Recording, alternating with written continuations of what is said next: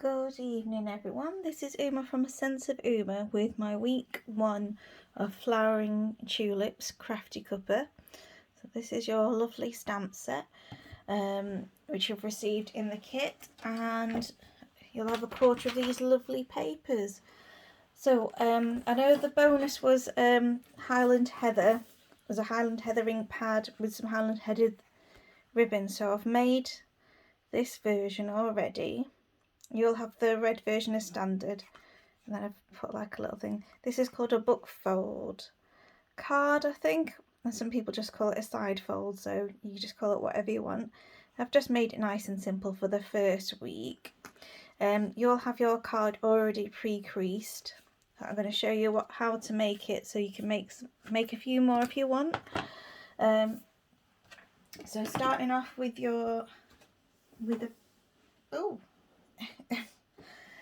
a A4 piece of real red cardstock, and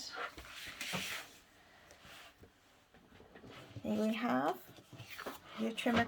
This is how to make the card blank.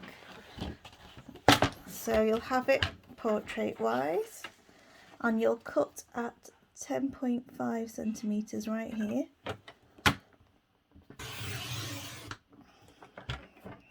And this is the scoring now, so it'll be 14.8 centimeters and a little bit. Oh, I do beg your pardon, the sun's just coming in quite right, so you can't really see it, but yeah, I'm scoring at 14.8 and a little bit. And then next I'm going to score 10.5 centimeters on each side, which will create a square grid, a sort of square front and a little margin fold for you to decorate. So for those of you who like squares, this will create a square out of a rectangular card base if you had loads of those. I know one of my customers likes squares. And then bone folding. So what I've done with this one is bone fold, so it folds in half flat like so. And there you go. And then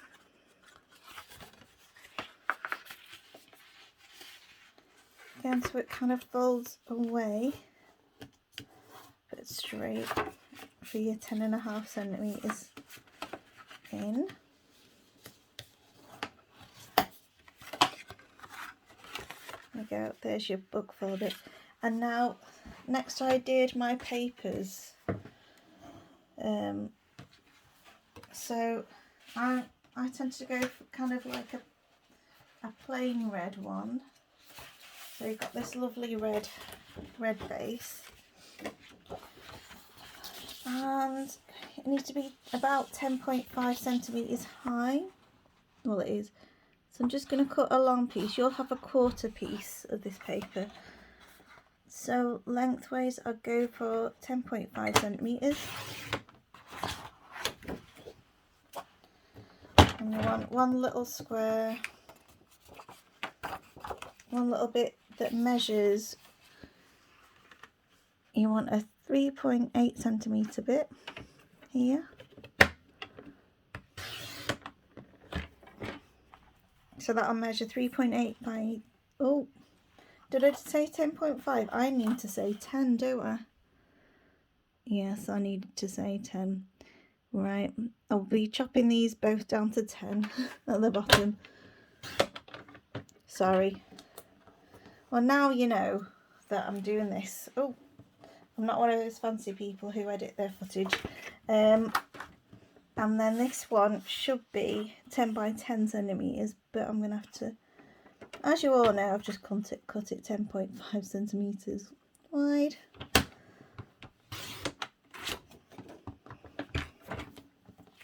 So I'll cut it 10 centimeters here.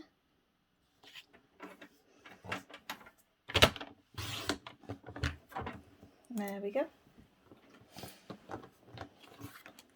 you have two pieces, and I quite like the way that you can get it to continue the pattern. I've gone for quite patterned pieces to let it do most of the card design.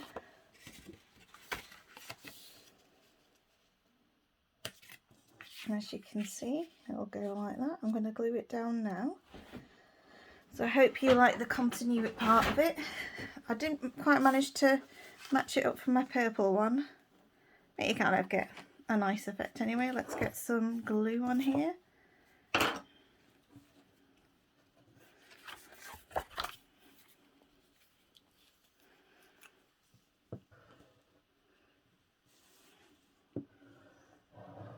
Now, I've had to put down some grid paper. It's even upside down.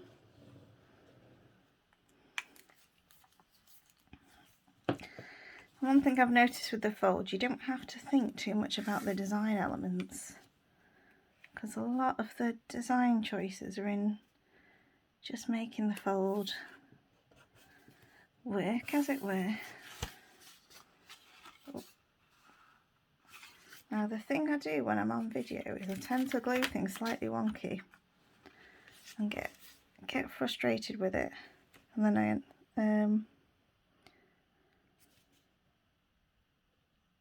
so yeah, I'm gonna move this down a bit. Good thing about glue that doesn't stick too much. There we go. Oh no.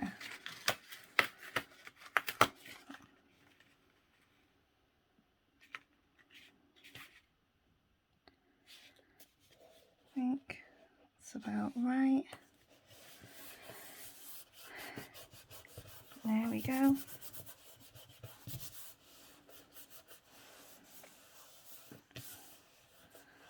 Any creases or whatsoever, that's where I put my embellishments anyway. And then I'll glue my little piece down.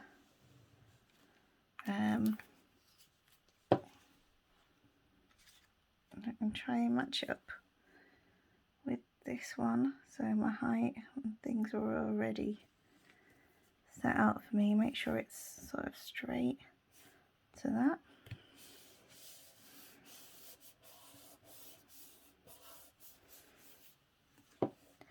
And then I've got my red ribbon.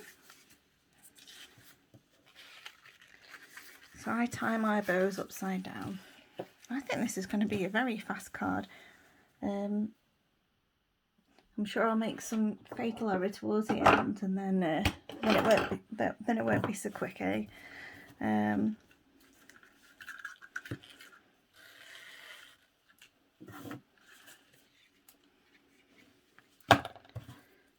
yeah. Right over left and under. Now, if anyone's got some top tips about tying bows, I'm all ears. And then that one, like so, and then that one goes over. Just need to make sure this is tight.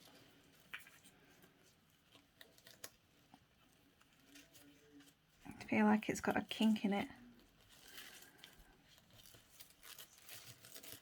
And yeah, even though I've kind of tied it upside down, it ends up the right way.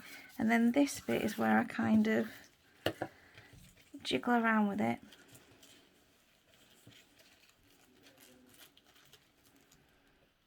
And I think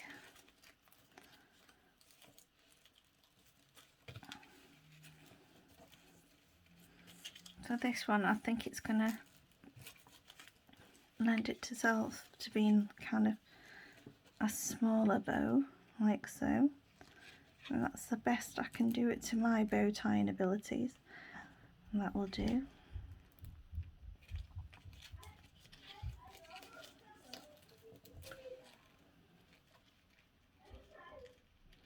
So hopefully you can't hear my children in the background. I'm trying to film first so I don't get them bursting in. saying things, but don't stop you hearing them muttering around in the background. When I say saying things, I mean embarrassing things.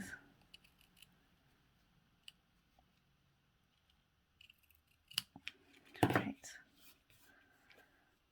I'm gonna try and let that go because I can see my ribbon bits getting smaller and smaller.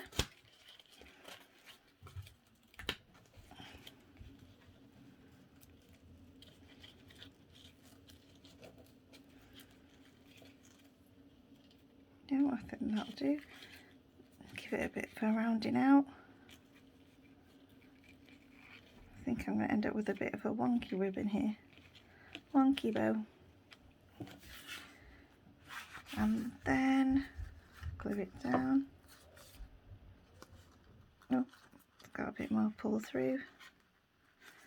I think I can end up tweaking with this endlessly, couldn't I?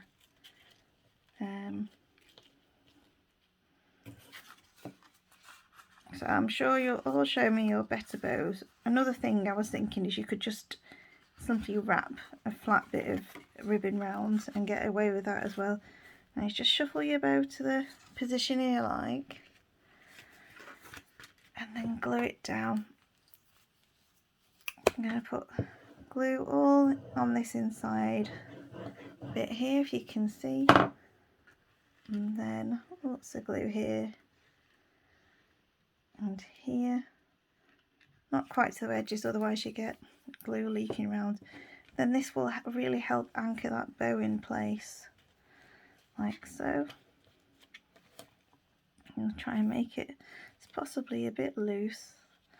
End up fiddling with this one forever, aren't I? There we go. You're fine, you're fine. You're going to stay like that. Not going to tinker with you anymore. Honest.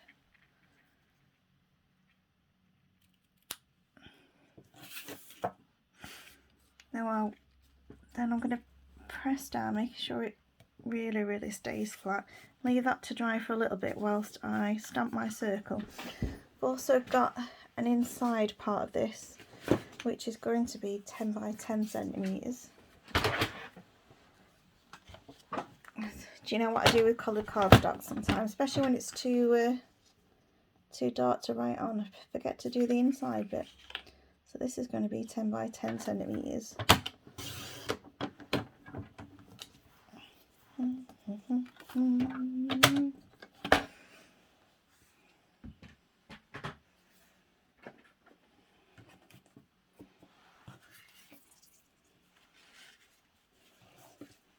Oh, pardon me, that's my hair. I'm going to get my stamping paste mat ready.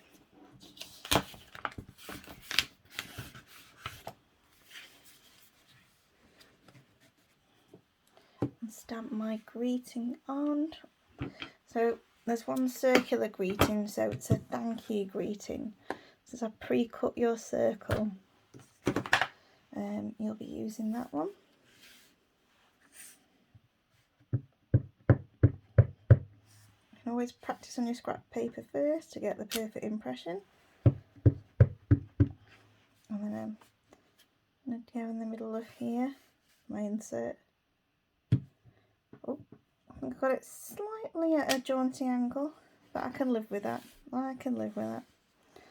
Maybe it's my card fronts that I struggle with more in terms of stamping straight. Now this one, at least I can see clearly whether I've got it central.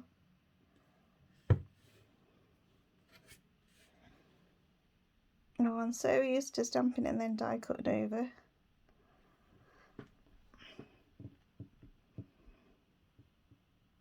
Yeah, it's definitely card fronts that I get really sort of worried about getting straight.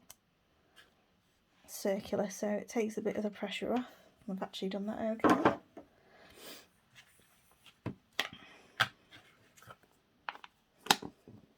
Now, for this one, I've stamped and cut out a bit here because I was originally going to put it behind here, but it looked too busy. So if you'd like, you can start having a go with your Poppy Parade that I had right here. The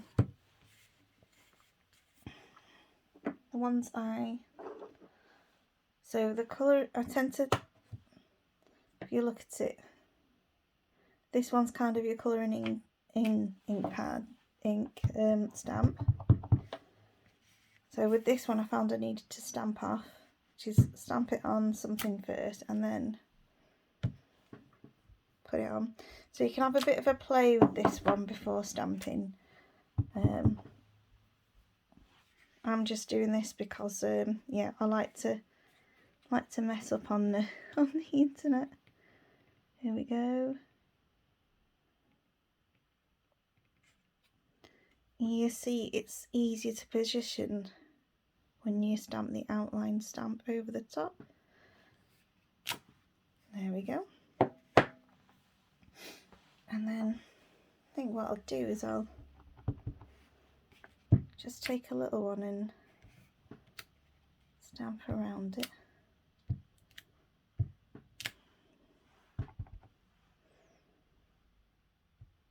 Get that layered effect. There we go. Yeah, your stamps, you can just have a play with that one. I would say that's one of the easy ones to start building up. I'll leave that to dry a little. This is going to get mounted on top of that.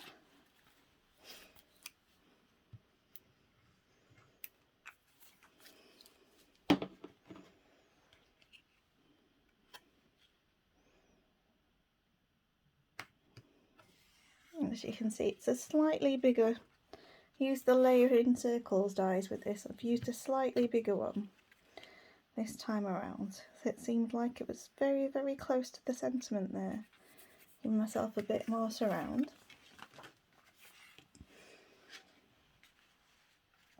So this will, I'm quite like it in the centre now. Looks a bit better in the centre. So as I always say, it's up to you how you want to put your elements down, what you want to design. Look, this isn't many foam dimensionals for me. It's only 3 of them.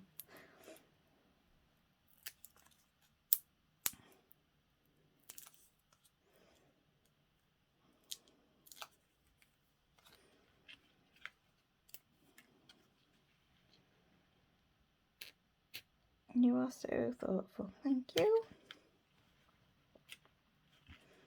As you can see, I'm never ever going to start fiddling with this bow until I send it off to someone or give it away. So if you are that person, just think, I spent hours trying to do this bow. I think it's one of those, it looks alright to someone else, but I don't think it'll look alright to me. Oh. There you go. And then finally you have got your gold butterfly embellishments. I might even put 4 on this one.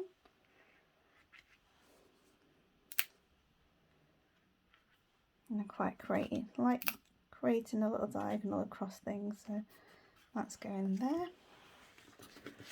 This little fellow is going to get glued to the middle.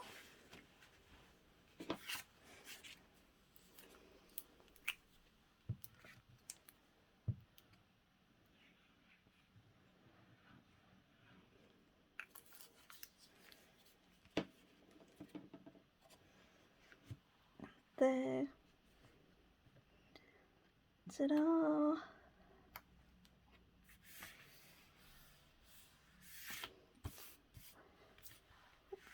No, look, it's a little crooked. Let's see if I can inch it up. There. See? You know. There you have it. You've a little bookfold card. That's the red version, and if you've got the Highland Heather ribbon, you can try and create a purple version. This is actually fresh freezer cardstock. Yeah. There we go. Oh, I can't put them both together. It's just not, yeah, I'm finding this ribbon's a bit more forgiving than that ribbon. Anyway, so I'll see you all, as soon as this video ends I'll start the zoom up, so I'll see you all shortly. I hope you have fun attempting the bookfold card, and I hope the person who appreciates square cards realises that I have tried to make it squarish. Alright, bye bye, see you soon.